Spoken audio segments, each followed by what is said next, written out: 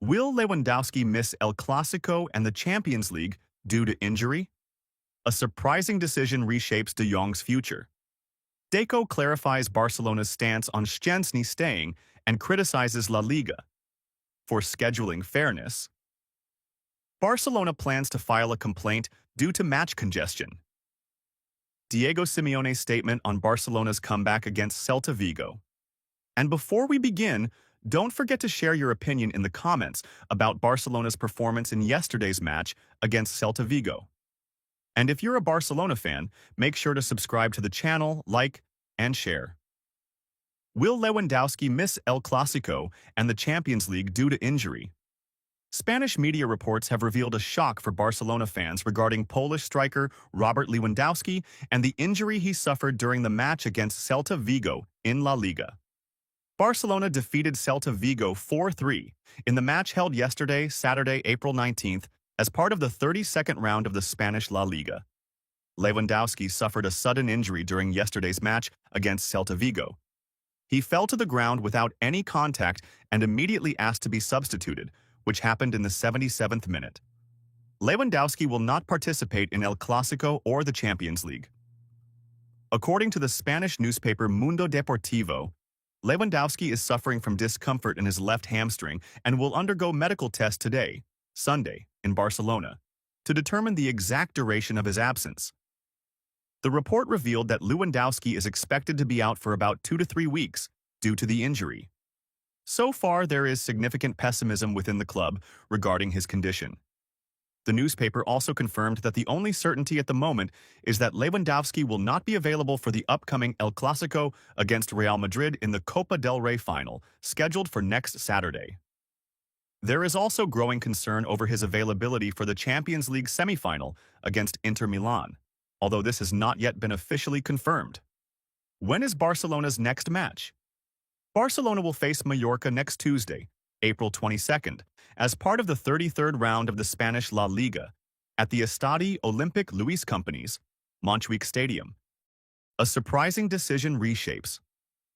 De Jong's future press reports have revealed the latest decision made by Barcelona's management regarding the future of Dutch midfielder Frenkie de Jong, amid ongoing speculation about his departure from the club due to the current financial situation.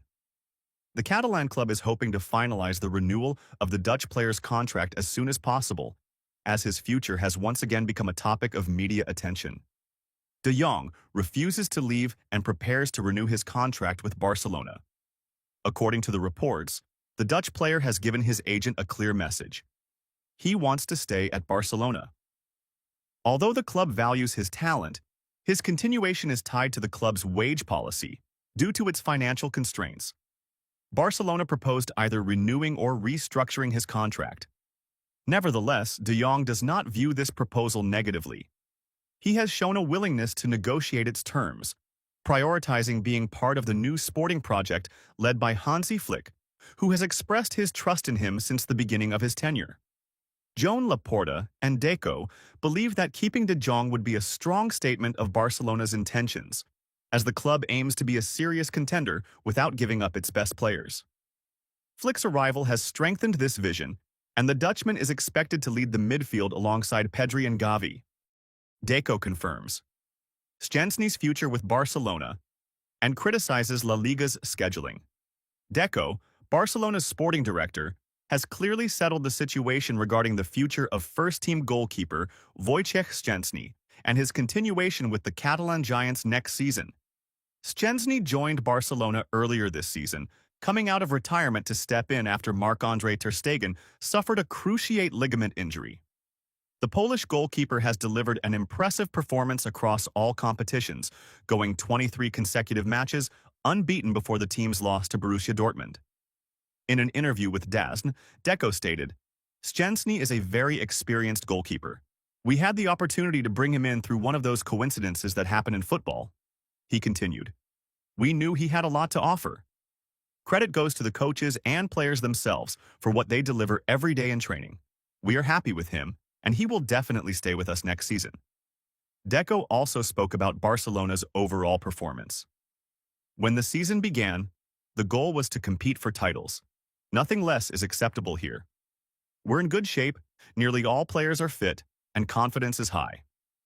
Winning or losing is part of football. What matters is staying competitive, and that's what we've done so far. As for match scheduling, Deco expressed his frustration. We always submit requests to adjust the match times. Sometimes they're accepted, sometimes not. During Champions League weeks, we haven't received sufficient protection in terms of scheduling. The coach brought this up some time ago, but we don't have the power to make those decisions. He concluded, "We all understand why the Valladolid match was initially set for Sunday, then moved to Saturday. It could have been played at 4 p.m. or 6:30 p.m. We requested to play at 6:30 p.m., but the league chose otherwise. For fairness in scheduling, Barcelona plans to file complaint over fixture. Congestion, discover the reasons behind Barcelona's objection and intention to file a complaint. FC Barcelona is currently considering submitting an official complaint regarding the intense fixture congestion the team is facing, especially as the squad is getting less than 72 hours of rest between matches." Flick voices his frustration over the pressure. Head coach Hansi Flick expressed his frustration during the press conference before the match against Celta Vigo. And the club's management also showed discontent with the match schedule, believing it serves TV broadcasting interests more than the competitive balance of the teams involved across all competitions. The situation has escalated to the point where the club has decided to file a formal complaint to the relevant organizing bodies. Why is Flick angry? According to Mundo Deportivo, Flick was angered by the rescheduling of Barcelona's La Liga match against Real Valladolid. Originally set for May 4th at 4:15 p.m., it was moved to May 3rd at 9 p.m., giving the team only 70 hours and 15 minutes of rest. The reasons behind Barcelona's complaint: Barcelona has legitimate reasons to object to the short rest periods, particularly ahead of UEFA Champions League matches. For instance, in the first two group stage games against Monaco and Young Boys, the team had nearly 4 days of rest. But after that, the struggle began. Only 70 hours and 15 minutes between the matches against Sevilla and Bayern Munich. Just 75 hours between the derby with Espanyol and the game against Red Star. Then again, only 70 hours and 15 minutes between the Celta Vigo and Brest games. A slightly longer break was granted before facing Dortmund in the group stage. Intense pressure on Barcelona. Following El Clásico in the Spanish Super Cup, only 69 hours passed before the team faced Real Betis in the Copa del Rey. This includes travel time. Similar short intervals occurred between Getafe and Benfica, between Valencia and Atalanta. After the international break and the match versus Osasuna, the team faced Girona with only 65 hours and 15 minutes of rest. Then played against Atletico Madrid in the second leg of the Copa del Rey semifinals after just 75 hours. Under these same conditions, they played Alaves and then traveled to face Dortmund, again with just 70 hours and 15 minutes of rest. Diego Simeone's statement on Barcelona's comeback against Celta Vigo. First, I would like to congratulate Barcelona on their recent win against Celta Vigo. It was a thrilling match, full of emotions. A game that reminded us of the beauty of football when teams don't give up, when they keep running until the last minute. Winning in the dying moments is something everyone loves. It's a kind of magic, a beautiful madness that makes this game different from everything else. But in football, as in life, there is something deeper than just the result. There are messages. There are actions after the final whistle. There's what's said after the match, which often makes more noise than the game itself. I read Barcelona's tweet. Yes, I saw it. And I heard it echoing in the press rooms, on the lips of reporters, in the hallways of the stadiums. That's how a comeback is done. Just like that. This sentence, accompanied by a picture and a raised fist, wasn't just a celebration. It wasn't even just pride in the player's performance. It was something entirely different. It was a message aimed somewhere else, towards Madrid, towards another team, in another competition, in a completely different context. Anyone who shifts their focus towards others after a win may have lost part of their focus on themselves. And anyone who puts their energy into indirect responses, instead of focusing on the challenges ahead, may lose their direction at a moment they don't expect. Real Madrid? A team that lost to Arsenal? Yes. But they lost on the grounds of honor, in the quarterfinals of the Champions League. They lost to a well-organized team filled with stars in a match that caught the world's attention. They didn't lose to a team struggling to stay up, and they didn't concede 3 goals in a single half to a modest opponent. It's easy to talk about others' setbacks, but much harder to build something worthy of respect. And I'm not saying this to defend Real Madrid. I'm saying it to defend football, to defend sportsmanship, to defend the true concept of competition. Because competition isn't just about winning. It's about knowing how to win, and knowing when to be silent when there's no need to speak. As for us, Atletico Madrid, we're not concerned with these side wars. We're not part of the Twitter battles.